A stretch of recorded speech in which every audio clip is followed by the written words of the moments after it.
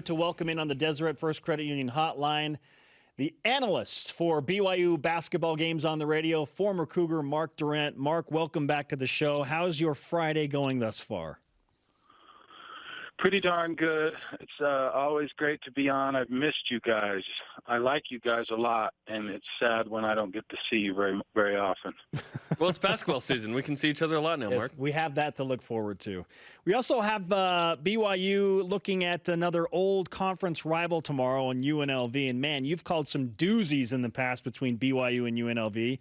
You called a wild game against Utah earlier this week as well, Mark. What's it like to sit next to the voice of the Cougars, Greg Rubel, during an intense rivalry basketball game? It's like going on Space Mountain with blindfold on. It's like it's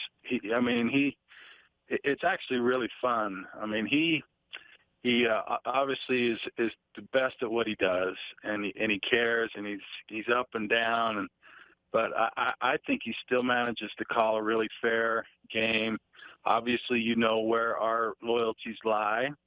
We're the broadcasters for that particular team, and we want them to win. But I think we do a pretty good job being fair to both teams for the most part and calling a good game. But Greg is at his core the utmost professional. And then he builds off of that with the excitement and the sometimes disappointment of what he's seeing on the floor. And I think it's a great mix. Greg is the absolute best. Cougar Nation is so lucky to have him. I'm hoping I get a raise after saying all these good things about him, but I won't because he's a tightwad, actually. But I mean, he's the best, and it's fun. That's why I still do this over these years, because he's my one of my best friends, and it's just really fun to be around Greg Rubel, both doing the broadcast and off the court as well. Well, you should at the least get a trip to Disneyland and a blindfolded ride on Space Mountain for having said all of that. Well, I don't think Greg's tall enough to ride any of the rides there. Oh, boy. Oh, boy. I love it. I love it. Let's talk about the basketball team. So BYU loses to Utah. That stinks. What needs to happen against UNLV to make you feel better about BYU Hoops the rest of the season? Well, that was such a heartbreaker. I mean, losing any game is tough, but to those guys, it's like, really, you're going to do this to me? And it appears that there's no safe lead up on the hill, regardless of the sport. I mean, it's rough to have the game in hand and have it slip away, and just, you feel kind of helpless watching it happen. And obviously some things happened that facilitated that. I credit Utah. I mean, I sure like that Rylan Jones. He's a really fun little player. Kind of reminds me of a young Jimmer in that he looks like he's about 12, and yet he rips your heart out. But so I feel bad for me as a fan, but I feel bad for those guys because, like I said, some losses are worse than others. And that one really, as a player, would get into my head a little bit. So it'll be interesting to see how they do bounce back against UNLV. But that's the great thing about basketball in particular, is there's not many days until you get a chance to go out and play again and, try and change some things, do some things better, and not have those same types of issues come up and hurt you again. Clearly, BYU's got some problems with, defense and being physical and getting to the free throw line. I mean, those things really hurt them against Utah. And credit, again, Utah for recognizing where those weaknesses were and really trying to exploit them. But there's a lot of good things. I mean, BYU shooting the heck out of the ball from the three-point line. Yoli was absolutely phenomenal when he was in there. I mean, unbelievable how good he was and dominant he was. So if he can be healthy and be on the floor, I mean, that's going to really help BYU a lot. But, I, again, go back to UNLV, a lot of history there. Last year, if you don't remember, was just a brutal, talk about brutal finishes. That was a brutal finish with the last second three. And so there's a lot to play for, a lot to look forward to. And this team, in a lot of ways, is playing great basketball, but there's certainly some issues, turnovers, defense, and and some of those things that they really need to address. But it's still early. Got a lot of opportunities to get good wins coming up, and this next couple weeks, I think, will be extremely important for any postseason hopes this team has.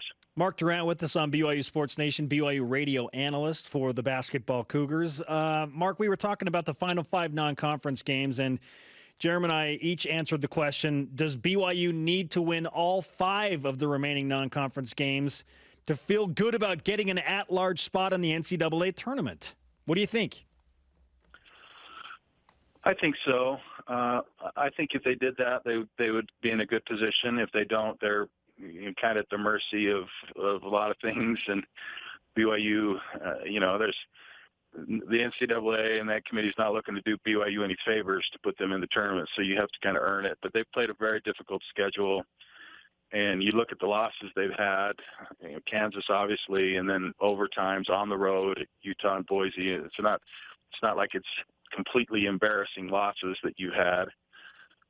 San Diego State looks to be really good. You lose to them at home. So if you could get wins over teams like UNLV and Utah State particularly, I think those would be big wins that you would carry a lot of weight at the end of the year. And then you would have to really compete well with St. Mary's and Gonzaga and not have, multiple bad losses in the West Coast Conference. It's the same formula, but what BYU's done this year better than other years is have a really tough schedule and have had a couple of wins, good quality wins, and have a chance for some more. And so if you play that tough schedule and you get some wins, that's a good formula for postseason when it comes to the NCAA, I think, right now. I mean, you never know what those guys want or think or what's going on behind the scenes, but that appears to be what they're asking teams to do, play tough teams and then get a couple wins. And so far BYU, although they've missed some opportunities, have taken some opportunities and will have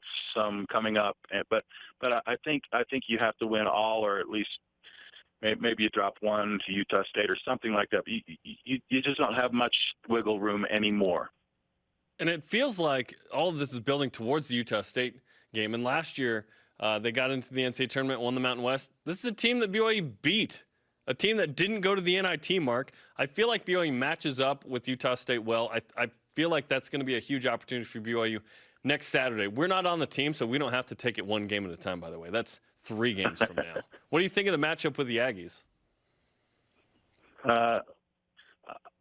Well, they had their best game, I think, last year against the Aggies in the Marriott Center.